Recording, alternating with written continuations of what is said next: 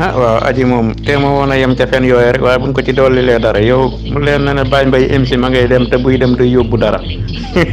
nga wëlbati ku dollelaat ko bagage yi muy yóbbu aji mii de ay cadre maam des na de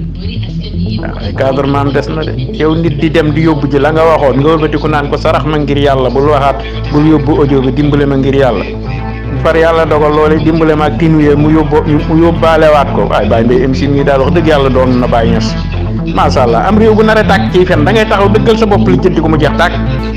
lii la am réew kenn ko ne bu jigéen gu mën a fen goo xam ne si ne fu ne wandar ne bëgg a taal réew mi di rey ay nit di yàq liggéey lu ne mu di ko def lii Baye Mbaye MC def di maam am lii de wax dëgg yàlla baayam Baye Niass gër sant na ko baayam sant na ko de wax dëgg yàlla sant na ko ndaxte wax dëgg yàlla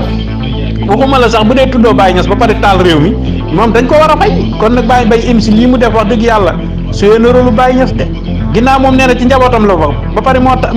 dikk taal réew mi rey ay nit damm ay nit yàq liggéey nit def lu ne wëlbati ko waat di woo Baye Mbaye MC naan ko dimbale ma bul jox audio bi preuve kii juge bi par Baye Mbaye MC xaalis terewaat ko